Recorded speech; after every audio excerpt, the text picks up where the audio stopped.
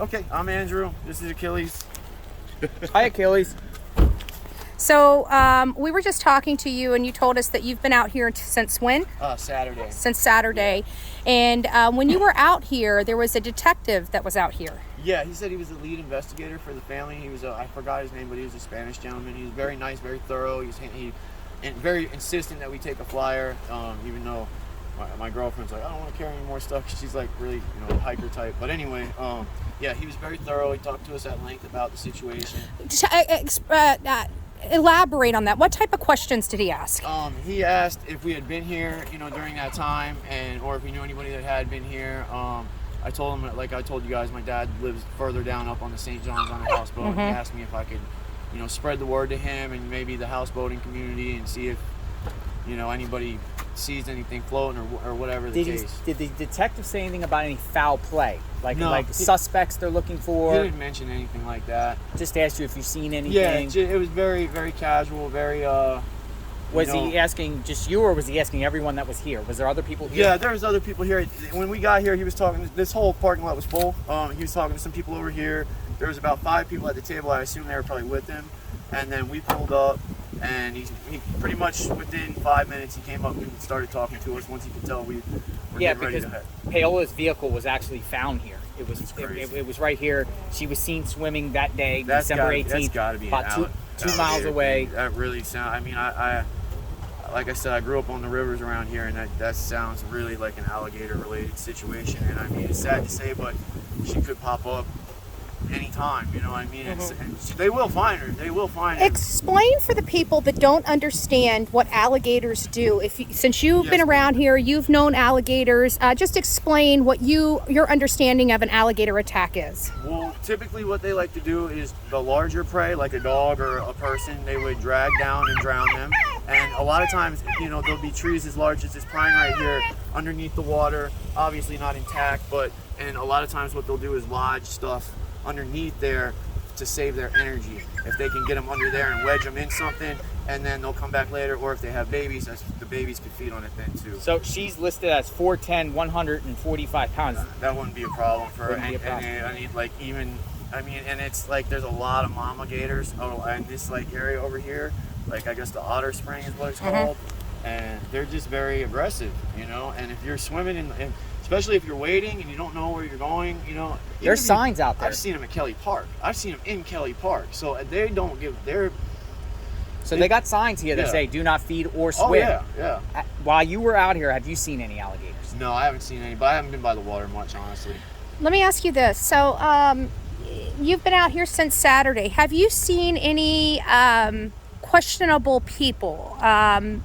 Somebody that gives you homeless people, any type of people out here, like creepy people? Pretty much everybody that came by, and like I said, I was kind of not feeling the best for 2 days, but everybody that came out, and there was a couple people that kind of if you're at a campsite, you're not really supposed to go up to other people's campsites. But I guess a lot of people don't know that. But other than that, you know what I mean? Like people stopped when they were hiking, sat on the bench at our campsite. No big deal. I'm not that kind of. Where did you camp?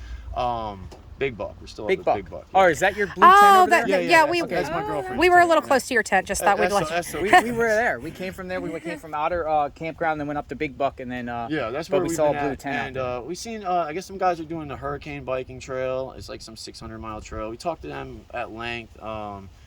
They were from Alabama or something. Mm-hmm. But the lead investigator, you didn't see him out on the trails. Not since that day. He was sitting right there with a long-haired, pretty Spanish girl. Very nice. They came and petted the dog just like you guys. And, very nice, very thorough. But they didn't mention anything about the mental thing or the foul play or anything like that. And not like they didn't say anything about a criminal investigation. No, it seemed very, like I say, very casual, like just did you see anybody type of thing. And then my girlfriend actually came back at the end and asked them for a description of what she was wearing that day. And they said that independent camper footage showed that she was wearing, I think, a burgundy something or another. Like a burgundy sports top. But we kind of had to ask him that part. But other than that, they were pretty thorough. I mean, he was out here. I don't know what capacity of a detective he is or whatever. Obviously, I don't think he's a cop, but like not a cop, you know, but he was talking to everybody out here. So Gotcha. and there's a lot of people out here. So you as a guide, have you camped out in different areas like this alone before? I don't like camping by myself. Why? Because I mean, just anything could happen out here. You know what I mean? And there's a lot of snakes, to be honest with you. And if you get bitten by a snake, your ability to run is really, you got like 45 minutes. Right. And, you know, I always say whenever you're camping, especially in the wilderness, you want to be near your vehicle. Yeah, So if there is some large you can prey, you have some protection. Here, you're walking almost 2 miles just to get to a campsite. So you're 2 miles away from any kind of real shelter. Help or anything. Luckily, there is phone service out here. Which surprised the hell out of me. Her phone was in her car. Yeah. That was the thing. Her phone was found when they found her and car. her car was, that's crazy. With the keys. Now, the question is, did she go where she was seen, you know, Swimming, waiting? yeah. Did she have her phone and keys and come back here and something happened here, or she went somewhere else from here? I had lived at Adams Ridge Road and Wekiva Springs for 8 years, and then I lived at Hunt Club right there on the golf course for another year or so. And in all that time, I've lived on the east side of Orange County. There's a huge homelessness problem in this area, huge drug addict problem in this area. This area Seminole County is very, very, very, very vigilant about that. And these park guys are very good too. Yeah, because you have to go through the front I don't entrance think to get anything here. like that. It's on the east side, sure. Have you heard of any crimes done in here at this park ever? Like never, a murder, never, rape, nothing, foul play? nothing like that. Just kids getting drunk and doing stupid shit. That's the only thing. And usually somebody gets hurt in the process, so it's not even, you know.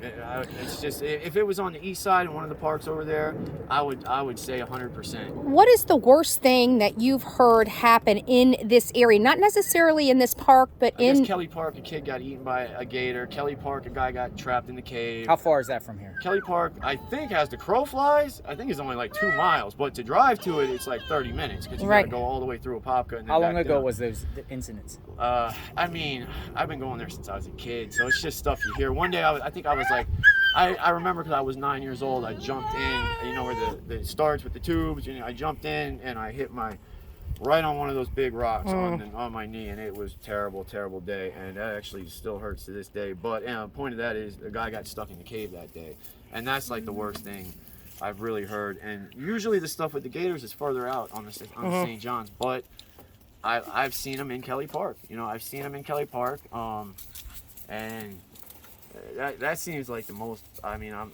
not an ecological scientist or anything, but just based on living in Florida my whole life, and you know, if it was the ocean, I'd say a shark, and since it's the river, it's, you know, it was probably, and since she hasn't been found, she's got to be lodged. But even with the, you're saying she got to be lodged under. Do you know if there's caves on this river? Like, how does that work? Oh yeah. For There's people tons that don't know there's about tons the of caves underwater all through, caves. Yeah, and not in this particular area that I know of, but at Kelly Park, which really isn't that far.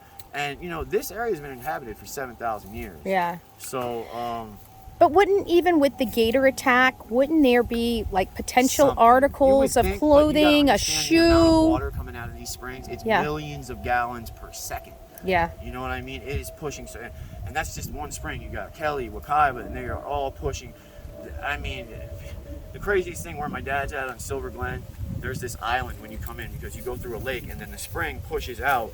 You kind of go in from the side of Lake George into Silver Glen, and it's pushing out so much water into the lake. But there's a little island right there. People actually get off their boats and shit on the island. Like, I don't understand like why you would do that. It's disgusting. Like, why not just go in the water where it's going to be sanitary. But anyway, it's just because the amount of water is so. I'm not a scientist. You could look it up. I'm sure it's in the millions of the gallons per, maybe not per second, but probably per hour or something along those lines. Lots of water. Lots of water. Well, thank you for your insight. Yeah, and, we appreciate it. If you see her, contact Obviously. police, and you know, thanks for providing us this Yes, information. Yeah, I appreciate it.